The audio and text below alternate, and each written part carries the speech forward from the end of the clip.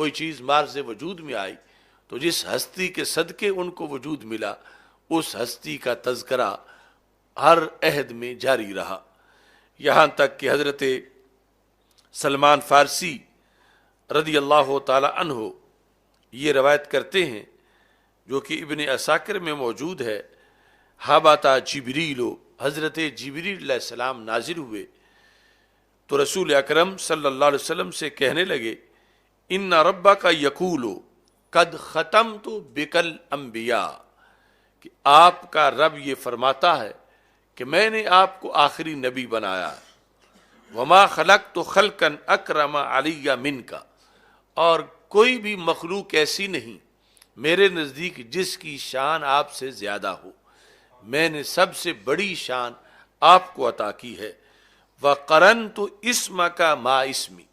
میں نے آپ کے نام کو اپنے نام کے ساتھ ملایا ہے، فلا اذکر فی موضع حتی تذکر معی، کسی جگہ پر بھی میرا ذکر نہیں کیا جائے گا یہاں تک کہ آپ کا ذکر بھی میرے ذکر کے ساتھ ہی کیا جائے گا، میں نے آپ کے نام کو اپنے نام کے ساتھ ملا لیا ہے اور آپ کے ذکر کو اپنے ذکر کے ساتھ ملا لیا ہے، وَلَقَدْ خَلَقْتُ الدُّنْيَا وَأَهْلَهَا لِأُعَرِّفَهُمْ كَرَامَتَكَ عَلَيَّ، میں نے ساری کائنات کو اور جو کچھ کائنات میں ہے اس لیے پیدا کیا ہے تاکہ میں انہیں آپ کی شان کے بارے میں مطلع کروں، یعنی آپ کی شان کو سمجھنے کے لیے میں نے ان کو بنایا ہے، لقد خلقت الدنیا وأهلها، دنیا اور دنیا کے اہل ان کو میں نے پیدا کیا ہے، کس بنیاد پر؟ لِأُعَرِّفَهُمْ كَرَامَتَكَ عَلَيَّ، تاکہ انہیں میں پہچان کراؤں کہ محبوب آپ کی میرے نزدیک کتنی بڑی شان ہے، اس مقصد کے لیے میں نے ان کو پیدا کیا، اور وَمَنزِلَتَكَ عِندِي، اور میں انہیں بتاؤں کہ آپ کی قدر و منزلت میرے نزدیک کتنی ہے، وَلَوْلَاكَ مَا خَلَقْتُ السَّمَاوَاتِ وَالْأَرْضِ، اگر آپ کو بھیجنا مقصد نہ ہوتا تو میں آسمانوں کو پیدا نہ کرتا اور زمینوں کو پیدا نہ کرتا، وَمَا بَيْنَهُمَا، اور جو کچھ آسمانوں اور زمینوں کے درمیان ہے میں اس کو بھی پیدا نہ کرتا، لولاک لما خلقت الدنیا، اگر آپ نہ ہوتے تو میں دنیا کو پیدا نہ کرتا۔ تو اس کے اندر نبی اکرم نور مجسم شفیع معظم صلی اللہ علیہ وسلم کا خصوصی طور پر باعث تخلیق کائنات ہونا اس کا تذکرہ ہوا، جو اقبال کہتے ہیں کہ پرتو تیرے ہاتھ کا مہتاب کا نور، چاند بھی چاند بنا پاک اشارہ تیرا، چشم ہستی صفت دیدہ آما ہوتی، دیدہ کن میں گر نور نہ ہوتا تیرا۔ ایسے ہی معراج کی رات نبی اکرم نور مجسم شفیع معظم صلی اللہ علیہ وسلم اور انبیاء کرام علیہ السلام کی جو تفصیلی ملاقات تھی اس کے اندر بھی رسول اکرم نور مجسم شفیع معظم صلی اللہ علیہ وسلم کے ہمہ جہت چرچے موجود تھے، اور تفسیر ابن جریر کے حوالے کے ساتھ اعلی حضرت نے لکھا کہ ثم لقی ارواح الانبیاء، پھر رسول اکرم صلی اللہ علیہ وسلم انبیاء کرام علیہ السلام کی ارواح سے آپ نے ملاقات کی، فَأَثْنَوْا عَلَىٰ رَبِّهِمْ، ان تمام انبیاء کرام علیہ السلام نے اپنے اپنے انداز میں اللہ کی حمد و ثنا کی، فقال ابراہیم ثم موسیٰ ثم داؤد ثم سلیمان ثم عیسیٰ، ان تمام انبیاء کرام علیہ السلام نے اپنے اپنے انداز میں خطبہ دیا، جو دوسری جگہ تفصیل کے ساتھ ہر ایک کی تقریر موجود ہے۔ مثلا حضرت ابراہیم علیہ السلام کہہ رہے تھے الحمدللہ الذی اتخذنی خلیلا، ساری تعریفیں اس خدا کی ہیں جس نے مجھے اپنا خلیل بنایا ہے اور نار نمرود کو مجھ پہ گلزار کیا ہے۔ حضرت موسیٰ علیہ السلام کہہ رہے تھے الحمدللہ الذی کلمنی تکلیما، ساری تعریفیں اس خدا کی ہیں جو مجھے اپنا کلیم بنانے والا ہے۔ تو اس انداز میں سارے انبیاء کرام علیہ السلام کی تقاریر جب ختم ہوئی تو صحن چمن کو اپنی بہاروں پہ ناز تھا، وہ آ گئے تو ساری بہاروں پہ چھا گئے۔ رسول اکرم نور مجسم شفیع معظم صلی اللہ علیہ وسلم نے خطبہ شروع کیا اور نہایت ہی منفرد انداز تھا۔ فرمایا کلکم اسنا علی ربہ انی مسنن علی ربی، تم میں سے ہر ایک نے اپنے رب کی تعریف کی، اب میں اپنے رب کی تعریف کرتا ہوں۔ حالانکہ رب ایک ہے تو مطلب کیا، تمہیں جو کچھ ملا تم نے اس کا حوالہ دیا اور اللہ تعالیٰ کی تعریف کی، اب مجھے میرے رب نے جو کچھ دیا ہے میں اس کا حوالہ دے کر اللہ تعالیٰ کی تعریف کرتا ہوں۔ تو پہلا جملہ ہی اتنا جامع بولا کہ وہ تمام انبیاء کرام علیہ السلام کے خطابات سے وزنی تھا۔ جب حضرت ابراہیم علیہ السلام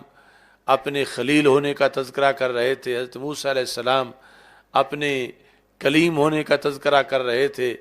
حضرت عیسیٰ علیہ السلام جو ہیں وہ روح اللہ ہونے کا تذکرہ کر رہے تھے،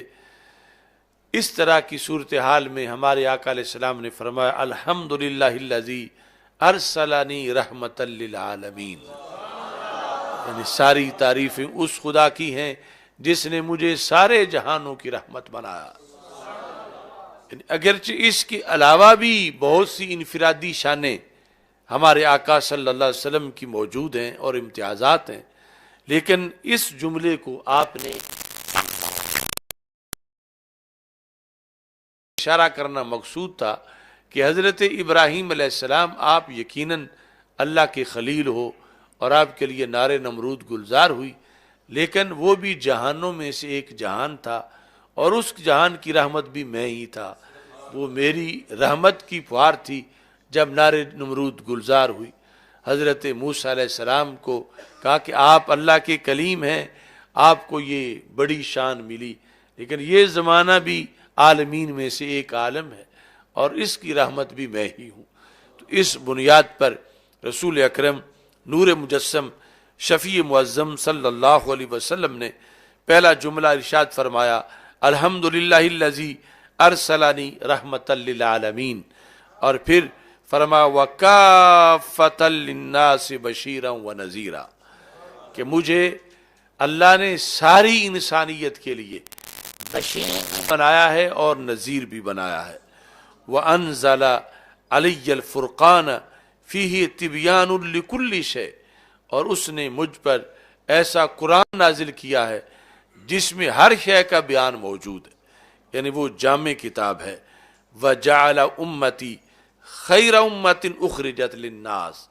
اور میں تو سردار ہوں ہی، اس نے میری وجہ سے میری امت کو بھی سردار بنا دیا ہے۔ میری امت کو جتنی امتیں ظاہر ہوئی سب میں سے فضیلت دی ہے۔ وجعل امتا وسطا، اس نے میری امت کے لیے احکام نرم رکھے ہیں۔ وجعل امتی ہم الاولون وہم الآخرون، کہ میں تو اول و آخر ہوں ہی، لیکن اس نے میری امت کو بھی اول و آخر بنا دیا ہے میری امت کو۔ ہم الاولون ہم الآخرون، اول بھی ہیں آخر بھی ہیں، آخر ہیں دنیا میں آنے کے لحاظ سے اور اول ہیں جنت میں جانے کے لحاظ سے۔ یہ جس وقت آپ کا خطاب جاری تھا تو آپ نے فرمایا وَرَفَعَ علی ذکری، میں وہ ہوں کہ میرے اللہ نے میرا ذکر بلند کر دیا ہے۔ وَجَعَلَنِي فَاتِحًا وَخَاتِمًا، میرے اللہ نے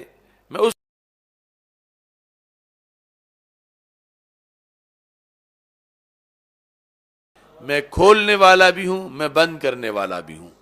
یعنی بند کرنے والا ہوں نبوت کے دروازے کو اور کھولنے والا ہوں جنت کے دروازے کو۔ جب یہاں تک آپ کا خطاب پہنچا فقال ابراہیم علیہ السلام بہذا فضلکم محمد صلی اللہ علیہ وسلم، یعنی باقی تمام انبیاء کرام علیہ السلام کو خطاب کرتے ہوئے حضرت ابراہیم علیہ السلام نے فرمایا کہ یہ وہ وجوہات ہیں کہ حضرت محمد مصطفیٰ صلی اللہ علیہ وسلم کو اللہ تعالیٰ نے تم سب پر فضیلت عطا فرمائی۔ اس طرح یعنی معراج کے رات کے ان تذکروں کے اندر نبی اکرم نور مجسم شفیع معظم صلی اللہ علیہ وسلم کے خصائص اور پوری انسانیت اور انبیاء کرام علیہ السلام میں جو آپ کا منفرد وجود ہے اس کا تذکرہ کیا گیا۔ ایسے ہی اعلیٰ حضرت فاضل بریلوی رحمۃ اللہ علیہ 641 صفحے پر آپ جو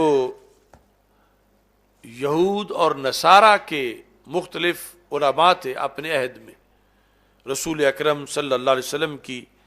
آمد سے پہلے، ان کا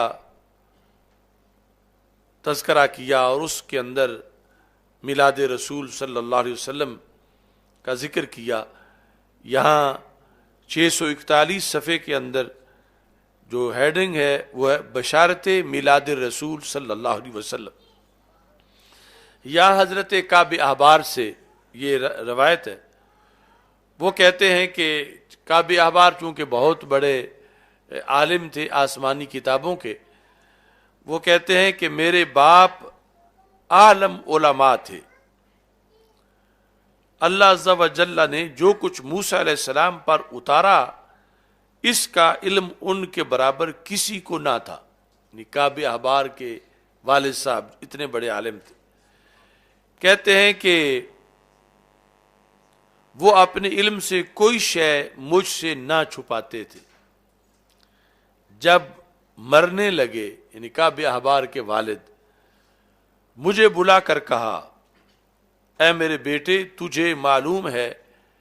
کہ میں نے اپنے علم سے کوئی چیز تجھ سے نہیں چھپائی، مگر